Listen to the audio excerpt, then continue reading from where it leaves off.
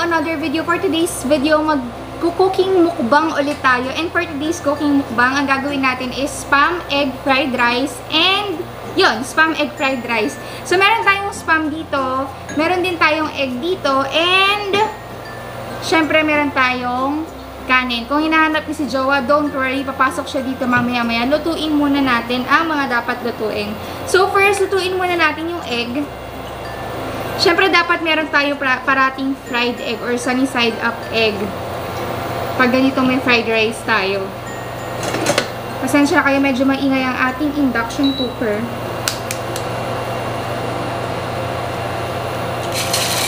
Ooh.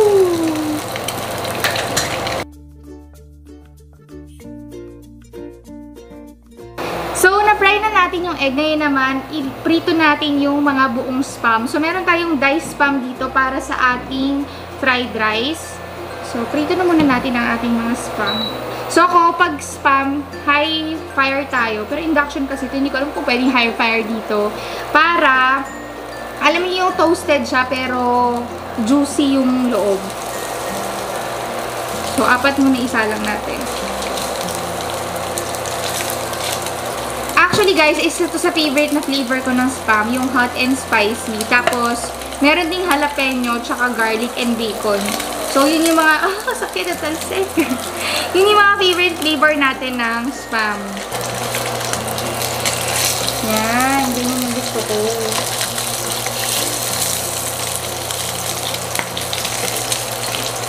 Nakikita nyo ba yung mukha ko? Takot-takot ang matalsikan nyo.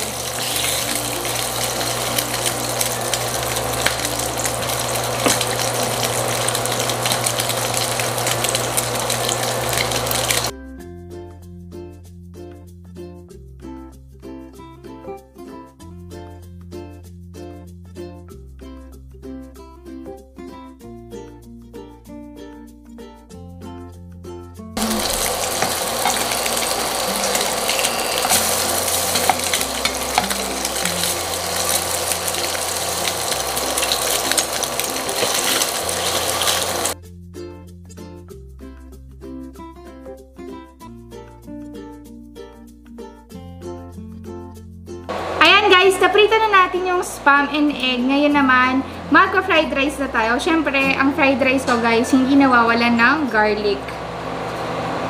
And ako, pag nag-chop ako ng garlic pag fried rice, gusto ko yung malalaki. Kasi gusto ko, nangunguya ko talaga siya. Gusto ko yung lasa ng garlic, tsaka onion. Yan. So, nagtira lang ako ng konting oil kanina sa pan. Ako, guys, sobrang breakfast person ako. Sobrang hilig ko sa fried rice. Ang dami-dami kong iba't ibang klaseng nilulutong fried rice. Nandong ginawa ko na rin. Kinopia ko na rin dati yung beef chow pan ng Chowking, mga ganon. And alam nyo ba, pag sa fried rice, masarap ang garlic yung hindi masyadong sunog, yung hindi toasted. Kasi diba iba, toasted mag-garlic. Ito dapat hindi.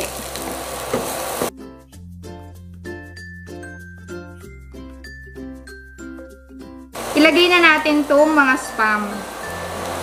Oh my God, dumikit siya.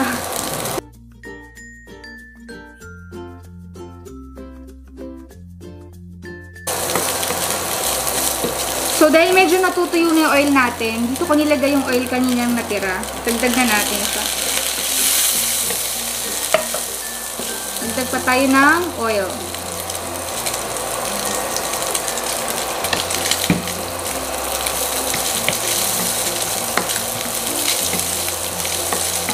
And then, lagay na natin yung rice. Gawa pa pour naman yung rice.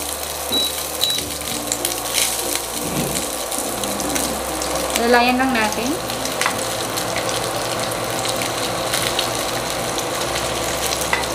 Simutin lang natin yung rice kasi dito natin ibabalik yung fried rice later. So, ngayon, lutuin na natin yung rice. Luluhod lang ako, guys, ha?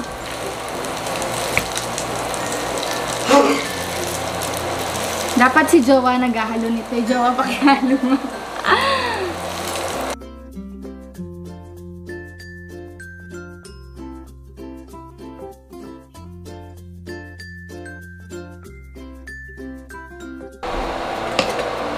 So, ayan guys, yung rice natin, kung makikita nyo, nadurog na ni Jowa kanina. So, ngayon, dagdagan natin ng apoy. And ng konting cooking oil. Don't worry guys, yung oil naman namin dito is hindi siya bad oil. So, kailangan kasi to hindi siya matuyo. Kasi lalagyan natin siya ng egg. So, ito yung ating spam egg rice. So, ngayon, itong egg na in-scramble ko kanina, kita nyo ba? Yan. So, ito, ilalagay natin dito.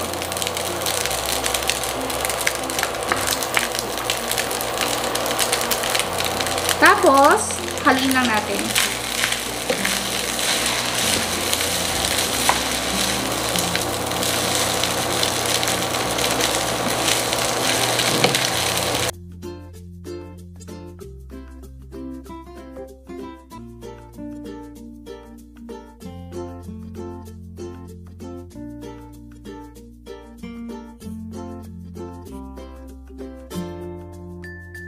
Lagyan natin ng konting oyster sauce. So, konti lang. Yan.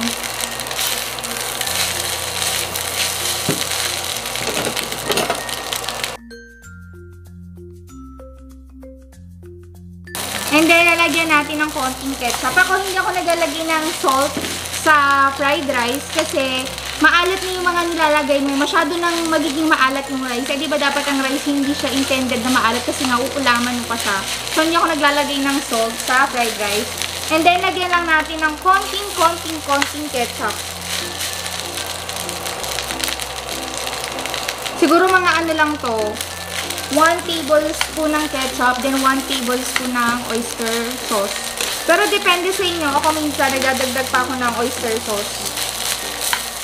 So, simutin natin itong oyster sauce natin. Pwede naman din soy sauce kung wala kayong oyster sauce.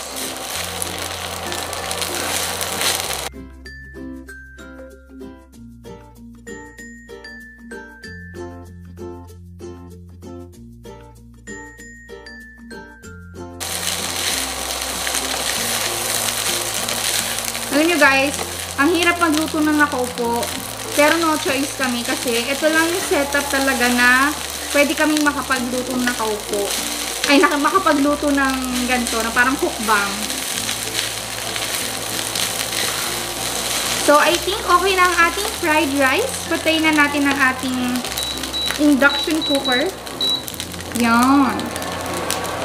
So, ngayon, ilipat na natin siya dito sa ating lagayan.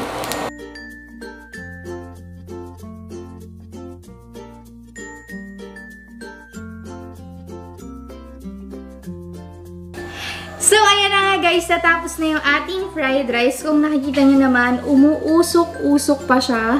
Ayan, teka tayo nakikita. Ayan! So, umuusok-usok pa yung ating fried rice. Kaya mainit na mainit pa siya. And ito rin yung ating spam. And, ayun yung focus egg. Ayan, kita nyo ba? Sarap, diba? So, fresh na fresh pa sa pagkakaluto yung mga yan. Simulan, tikman muna natin. Titikman ko muna yung fried rice ng walang ulam. Ito ay egg spam fried rice. Sarap. Ang sarap niya. Sarap ng spam. Ang sarap. Hindi ko pinupuri guys dahil luto ko, pero masarap talaga yung... Kasi di ba may spam na siya, tapos may egg, ganyan, kaya masarap talaga siya. Jawa sa yung payat, di ba? So, kuha tayo ng makapal na spam. Yan.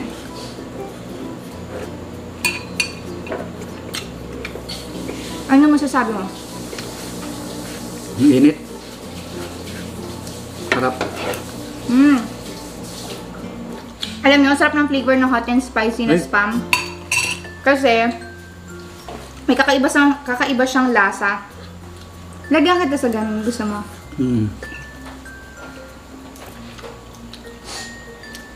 Parang hindi mahirap.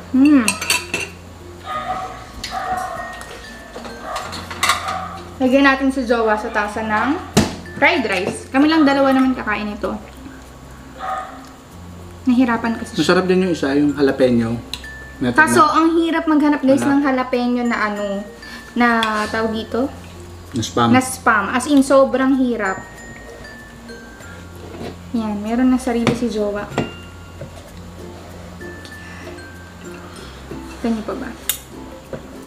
So, ako sa sausaw natin sa ketchup. Really? Hmm. Yung garlic na spam masarap din.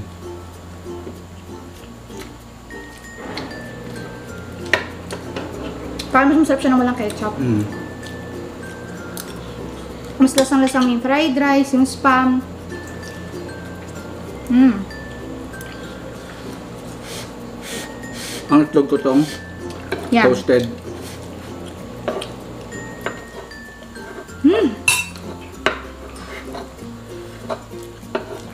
My God, ang sarap. So, kuha tayo ng egg. Oh my God. Dat pala yung egg ko. Dito ko na diniretso. Kasi tumutulo siya.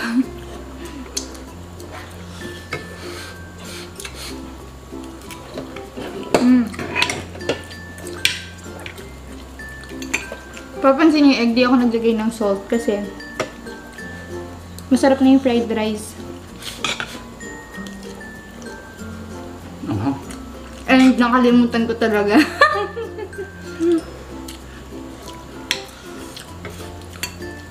Kaya po yan. Kayo guys, anong favorite nyong spam na flavor? Dito kasi sa bahay, original, tsaka bacon. Yung parents ko, yung mga kapatid ko. Ako naman, Garlic? talaga, hot and spicy jalapeno and garlic. Ikaw? Ano? Yung garlic. Anong nangyari sa'yo? Init.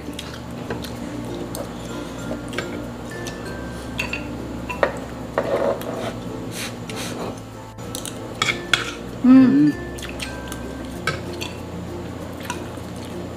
Ang ano, ang nipis. Gusto ko yung ganito. Mas manipis, tas mas toasted pa. Ako naman gusto makapal. Gawa ito pa kanin ah. Alam niyo, sarap pag nakagat niyo yung garlic. Ang sarap niya. Kaya ako yung masyadong toasted pag garlic tapos fried rice.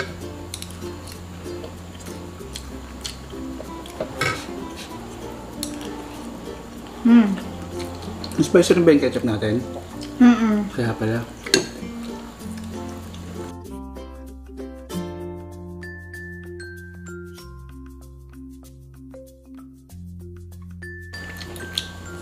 Gusto niya ng manipis, hindi niya alam. Lugi siya sa manipis. Ang ganda ng spam, no? Tingnan niyo. Kain kayo. Kung mas toasted pa sana, yung malutong. Ako feeling ko hindi siya masarap ng sobrang toasted kasi parang mawala yung lasa. Parang magiging malutong lang siya, gano'n. Yung hot and spicy naman ng spam, hindi siya ganun kaanghang. Tolerable yung anghang niya. Ang problema lang sa spam talaga, ang mahal.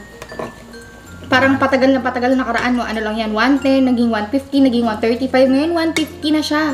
150 ba, 155? Ganun na yung presyo niya, sobrang mahal niya na talaga. Dati, 110 lang yan eh, nung college ako.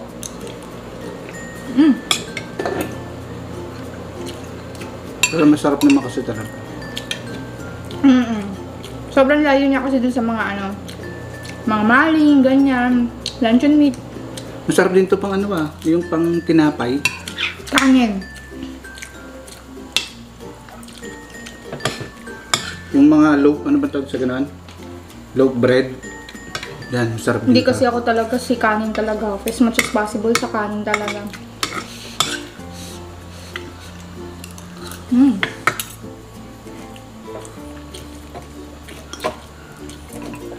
Sarap ng mga malalaking garlic.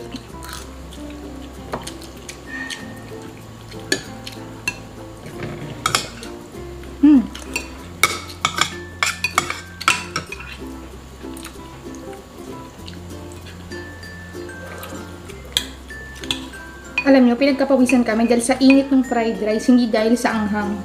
Tsaka parehas. Grabe, pawis. Mainit na yung fried rice. Ang anghang pa nung ano. Ang ano.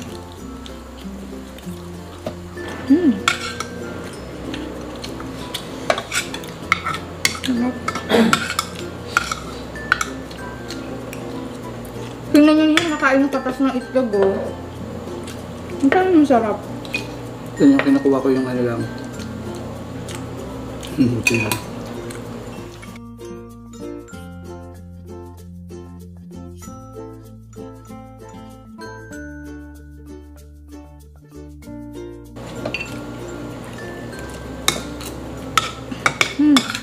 Yum. Pero para sa akin, mas okay ito ng pinalaman sa tinapay. Fried rice. Harap.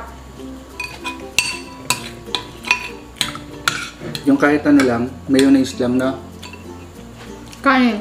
mayonnaise tas tinapay. Lagi akong kinukontra. Kasi siya mahilig sa tinapay, ako naman mahilig sa kanin. Kaya hindi kami magkasundong dalawa. Ganito rin ba kayo? Nakakain niya nagkalat sa tapat niya, dinadampot niya, tapos kinakain niya pa.